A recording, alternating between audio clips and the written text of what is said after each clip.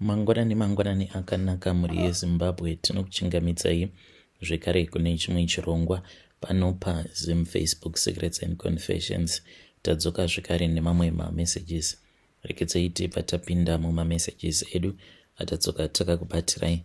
Message yedu yekutanga yakamira sekudai so: hanzi makadi zvenyu mukoma, ndinokumbirawo kuti munge muchindiposterawo nyaya yangu makavigawo chitupa changu. Ndauyawo pano ndine confession yangu iyo yandiinayo. Ndiri mudzimai uye zvekare ndatova nemakore 35 years ekuberekwa. Handina mwana uye zvekare handina murume.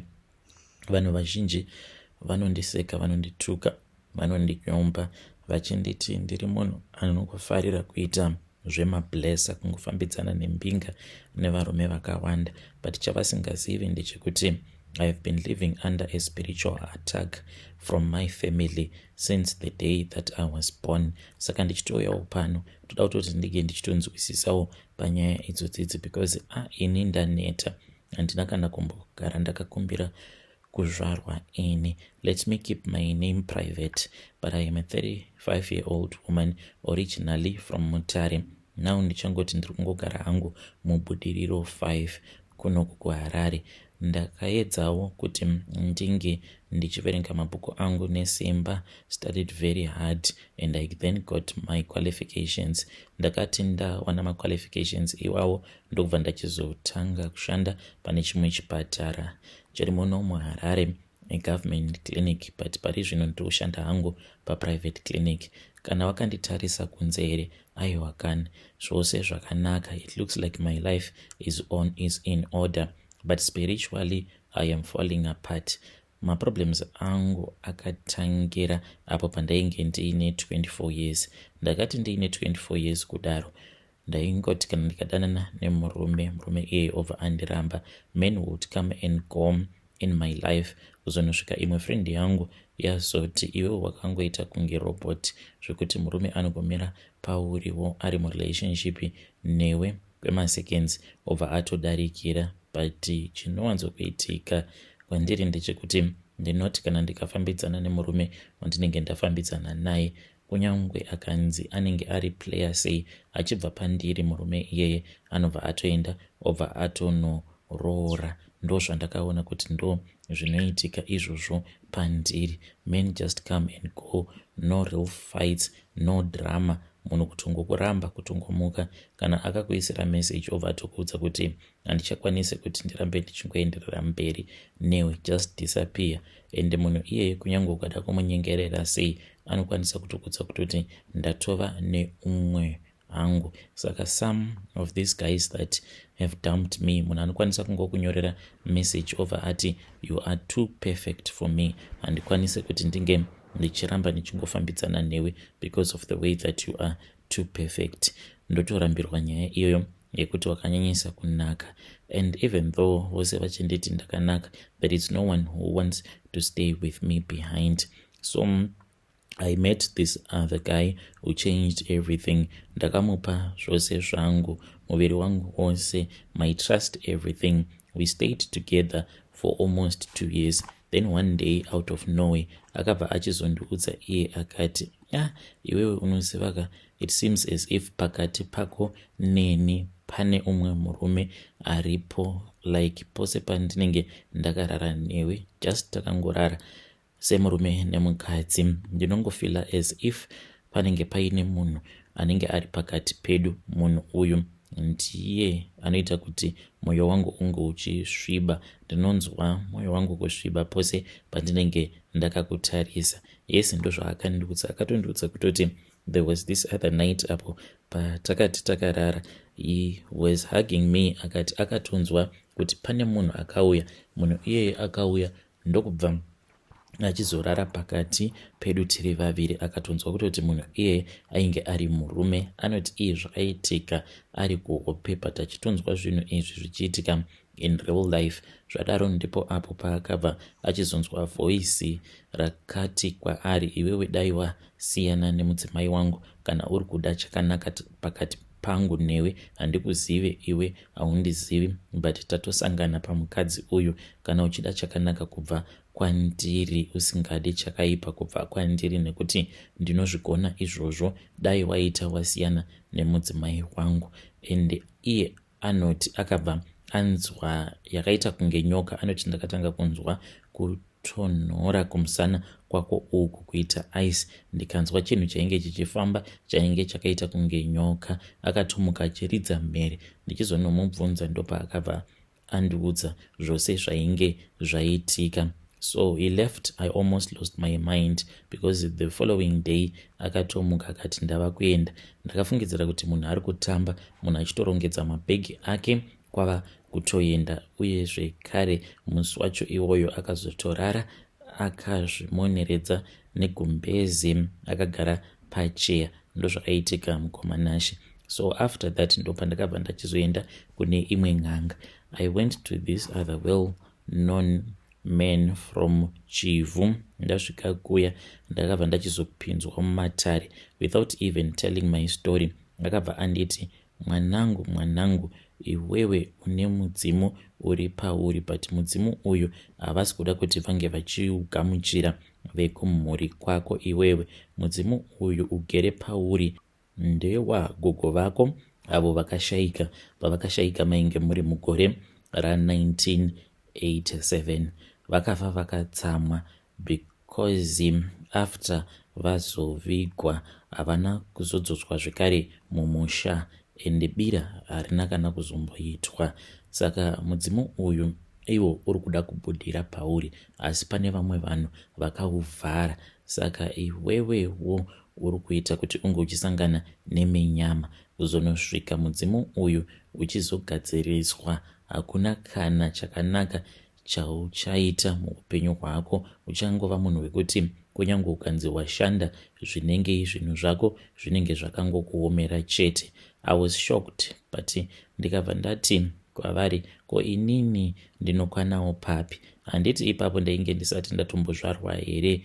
I don't even know why she is punishing me because I didn't even know about all of this. I have never wronged her. Saka nganga iyaya yakabva yachizonditarisa ikabva yanditi, aiwa hazvina kana basa, nekuti iwo handiti vakauya vakagara pauri. Saka kutoti vange vachiitirwa zvose zvavari kuda kuti vange vachizoitirwa, vanotofanira kutoti vange vachizviratidzira kutsamwa kwavo pauri.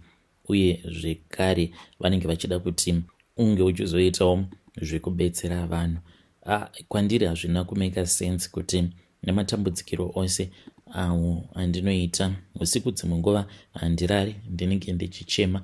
Ndo zvinonyanya kundirwadza izvozvo panhau idzi dzekunzi unenge uchinzi une mudzimu uri pauri. On top of that wobva wati uri kuda kuratidza shungu dzawo pauri kuburikidza nekukurwadzisa, yet unenge wakasarudza futi kuti unge uchizoya kuzogara pauri. Saka kunzi unenge uine mudzimu, zvimukuda unenge wakatongosarudzirwa hako upenyu hwekuzongorarama uchitambudzika, nekuti vamwe vangu vezera rangu vakatovaka misha, vatova nevana, but inini upenyu hwacho hwandiri kurarama hunorwadza, hauna kana direction, hongu kushanda ndinoshanda. That is why ndichiona sekunge zvinonetsa izvi zvekuti unougamuchira mudzimu wacho then wobva wachizorambwa nevamwe vehukama. So mushure mekunge ndabatsirwa nasekuru vekuChivu, I then went back home. Ndikabva ndachizoudza vamwe vehukama, madzitete, ndikavaudza kuti ndonyaya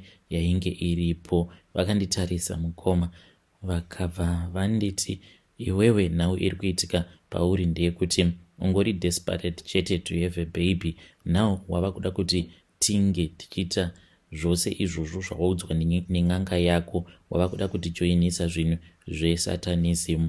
Iwewe ndiwe ani wekuti ungada kuti isusu semhuri tinge tichizotanga kuita izvozvo zvekudzosa mweya yevafi muno mumusha?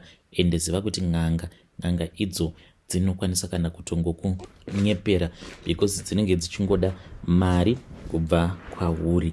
Saka iwewe chingorarama upenyu hwako hwakanaka uchienda kuchechi. Kana ukasaita mukadzi anenge ari loose, uchazowana murume achazokuroora.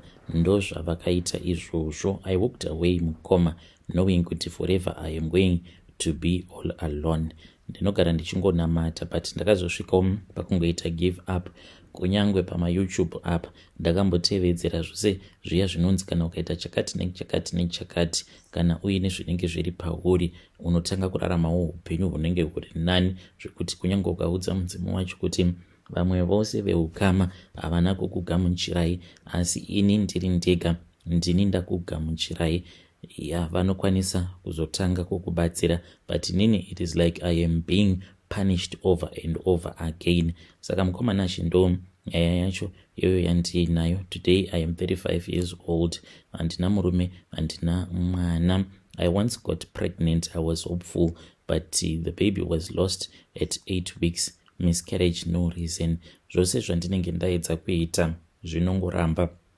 Even paya pandinenge ndichinamata ndinotonzwa sekunge panenge paine munhu anenge akandidzipa mweya wangu. When I join women's prayer groups, at the end of the day mukoma ndinozongokaruka hangu ndabuda, because ndinozvibvunza mibvunzo yakawanda, imwe yekuti inenge isina kana mhinduro. Ndinozvibvunza kuti asi sei Mwari vachitendera zvinhu zvakadai kuti zvinge zvichiitika kune vamwe vanhu vanenge vasingatombozvidi. Ini mukukura kwangu zvose izvozvizvi zvekunzi unenge uine mweya unenge uri pauri, unenge uchida kuzobudikira uri mweya wagogo vako, ndaisatombozvida, ndaitozvidza kuti zvinhu zvemadhimoni.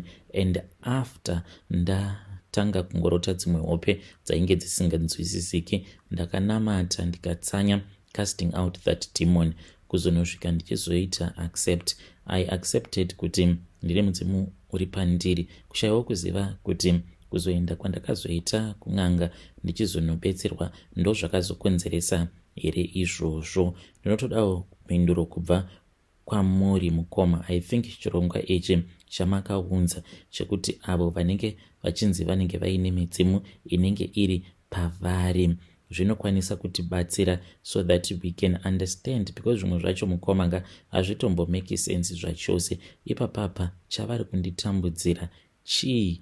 Because kana kwanga kuri kunzi vanoda kubudira pandiri, inini ndini ndega ndaikwanisa kutozvibatsira nekutovabatsirawo kuti vange vachizonzi vabuda vaita zvacho zvavanenge vachinzi vanenge vachifanira kuti vange vachiita. Zvino kana kuri kunzi ivo vakabva vachizotanga kutambudza inini, vachindirwadzisa, vachiita kuti ndinge ndichingosangana nevarume, varume ivavo voita sekunge vanonditorera lucky. Can we say that is a good spirit? Inini hangu I have accepted it kuti ndiri ngomwa, I am spiritually blocked and hatitombokwanise kuti ndinge ndichiita mwana. Saka zvinhu zvinongondirwadza. Ende kana mukada kutarisa kuti vakadzi vazhinji avo vanenge vachitambudzika kuti vange vachizoita vana, vazhinji vacho ndevavava avo vanenge vachinzi vanenge vaine mhepo dzinenge dziri pavari dzichinzi imhepo dzemadzitateguru. Saka chii chinozokonzeresa kuti uzotadza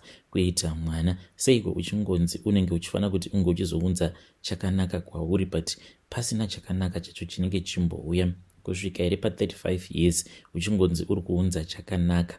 Ndamboedza kupinda mumagrupu epamawhatsapp acho iwawo anodzidzisa nezvechivanhu ndichitevedzera nzira dzacho dzose, but chinongondirwadza ndichocho. Ende ndo zvandakatoona kutoti vazhinji vakadzi vane mafibroids uye zvekare nezvimwe zvirwere zvakangosiyana siyana zvinokonzeresa kuti munhu azotadza kuita vana. Ndo nhau dzacho idzodzi dzekuti unenge uchinzi pauri pagere tateguru, but havasi kukwanisa kugamuchirwa. Ko ivo kwavari havakwanise here kuti vange vachingozviziva kuti handisi kugamuchirwa? Saka kusei ndiri kuda kungoramba ndichitambudza muzukuru wangu? Nekuti ndakambogara pasi ndikazvibvunza ndikati, toti inini nerimwe gore ndazoitawo mwana, ndaita mwana kudaro, then mwana uyu obva achizoitawo vana vake, inini ndozodzoka manje ndichigara pamuzukuru wangu. Shuwa ndingazotambudza here muzukuru wangu nekuda kwekuti mwana wangu anenge asingakwanise kundigamuchira kuti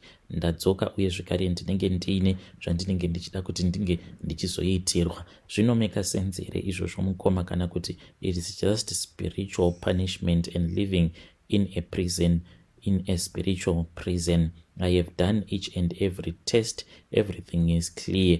Uye zvekare vamwe doctor avo vandinowirirana navo vakatondudza nyaya iyoyo kuti the way that you are healthy, kana vana 5 ungadai watova nevana 5, but vakatonditi pane zviri kuitika pauri zvinoenderana nechivanhu. Saka ndakangoti no, ndinonamata, but right now I want a child and I am afraid kuti ndichazovigwa negonzo. One day I visited a Pentecostal church. Ndakati ndiriko ikoko mukoma. That was when pandakanzwa voice iro rakati kwandiri, pastor ava vanotongokunyepera ende vari kukutambisira nguva yako, iwewe dai waita zvandakakuudza kuti unge uchiita. Izvozvo zvekunzi ndinofanira kuti ndinge ndichikonvinza dzinza rose kuti tinge tichiungana panzvimbo imwe chete pobva paitwa biri. Hazvisinei nekuti vamwe vanenge vari kuna South Africa, vose vanofanira kuti vange vachidzoka toungana panzvimbo imwe chete, but zvinonetsa mukoma. Izvezvizviwo handisi munhu ane mari zvekuti dzinza rose ringanditeerera. Zvimwe kuda dai ndainge ndiine mari, I could convince kuti each and everyone ange achizouya kwandiri, tobva tachizogara tose seukama, tobva tachizogadzirira kuti tinge tichizoita bira racho. Saka when I got up after the pastor had prayed for me, ndakabva ndatanga kuchema, and vanhu vakatongofungidzira kuti maybe I had received my deliverance, but ndaitochema mukoma ndichifunga kuti right now ndiri muchechi apa ndatonzwa voice riri kutondiudza kuti ita zvandakati unofanira kuti unge uchiita, otherwise hapana kana kwaunomboenda, ende munhu uyu ari kukunamatira ari kutongokutambisira zvake nguva yako. Hey, vedare ndo message iyo yandakatumidzirwa ichibva kuna vanzvadzi vedu, zvakangoma hazvo vedu we. Hanzi chirongwa chamakatanga chirongwa chakanaka chaizvo, chinotobatsira kuti kune isusu vanhu vanenge vachinzi vari kutambudzwa nemweya inenge igere pavari, tinokwanisa kudzivisa kuti sei zvinhu zvakadai zvichiitikawo kwatiri, sei zvichiita sekunge zvinenge zviine kahutsinye mukati. Rekedzai tibva taenda panyedu inotevera. Nyedu inotevera yakamira sekudai so. Hanzi makadi zvenyu mukoma, ndinokumbirawo kuti munge muchindiposterawo nyaya yangu makaviga chitupa changu. Ininiwo ndinoda kureururawo kuti inini nemurume wangu takaenda kuDubai for a trip, but takashandisa mari dzeche10 apo patakaenda kutrip last year nemurume wangu nevana vedu 2. Saka murume wangu iye ndiye anodzibata mari idzi dzekuchechi. Hakusi kunzi tiri vanhu vanotambudzika, no, titori neimba yedu muno muSouth Africa, tinotoshanda uye zvekare titori mapermanent residents muno muSouth Africa. Saka takazoti tatanga kuenda kune imwe chechi yandisingadi kudoma nezita. Nekuda kwezvimari zvatinazvo takabva tachizonzi taifanira kuti tinge tichizova masekretary echechi, but inini hangu ndingori secretary in name, murume wangu ndiye secretary kuchechi. Saka mari ndo dzaanotobata, uye zvekare since he's already an accountant, he started doing the books of the church, and everyone trusts my husband a lot, zvokuti muaccount make munokwanisa kutongopinda kana million inenge iri yechechi overtonzi inofanira kuti inge ichishanda zvakati nezvakati nezvakati. Saka murume wangu akabva achizongotora dzimwe mari dzeche10 ndo dzaakabhadharisa nadzo vacation apo patakaenda kuDubai, achiti patinozodzoka then we were going to replace that money. Saka kubva last year ndichangotiwo takaenda kuvacation last year muna August kusvika pari zvino mukoma, mari tinobata, but mari iyoyo inongoti kana ikangopinda muaccount nekutobuda, nekuti tiri kusangana neminyama yakasiyana siyana. Patakadzoka kunoku mwedzi wekutanga takati tainge tichazobhadhara imwe yacho, but hazvina kuzoita saizvozvo. Isuwo tiri vanhu vekuti tinoshandisa maprivate hospitals kunana Mediclinic nana Netcare. Zvakaitika ipapo mukoma, sevanhu vanoshandisa medical aid takangoenda kune chimwe chipatara private one. Tasvika kuya hamene kuti iye receptionist wacho akazvifambisa sei, because we did everything through our medical aid, but mukoma pakatobatwa mari. For the days that my daughter stayed at that private hospital, takachajwa $56,000 kusvika pari nhasi. refund iyoyo iri kutonetsa, uku medical aid yakabata, ukuwo tikabatirwa mari hard cash yatakabatirwa. Takazotozviona the following day kuti tainge tatobatirwa mari. We tried going back to the clinic, ndokubva tachizotaura navo vakati they were going to process the refund. Uko medical aid iri kuramba mukoma kuti iyo inge ichizobhadhara because yakazotibatira zvekare mari ikabva yati we had already paid cash. So on their side as a medical aid they got their money back, but not so much for us. Kutaura kudai so we are paying highly monthly premiums. Se zvinongoitika kana kuri kunzi ukaenda ukambonogara muchipatara uchishandisa medical aid yako, especially kana kuri kunzi pakazobuda mari dzakawanda saizvozvo, your medical aid that you will be paying each and every month, there will be a big spike. Saka ndonyaya iri pano mukoma. Handizivi kuti ndingaitawo sei kuti Mwari vangandiregererawo sei pane zvose izvo zvandakaita nemurume wangu, because my kids are the ones that are suffering. Ndinotozvidemba ende varume zvavo vane nharo. Ndakamuudza kuti dai tamirira kusvika tava nemari muna October, then tobva tachizoenda kuvacation tichishandisa mari yemuhomwe, but iye murume wangu akabva anditi no, totongoshandisa mari iyoyei. Kana taishandisa mari iyi pandinozodzoka ndichaita maplans angu, then we are going to replace the money. But hazvina kuzoita saizvozvo kusvika pari nhasi mukoma zvinhu zvakatooma. Eivhedare ndo message iyo yandakatumidzirwa ichibva kuna vanzvadzi vedu avo. Ngatisamei kuti tinge tichitaura navo vanzvadzi vedu mucomment section. Strange things indeed they do happen in this world. Hey, yeah.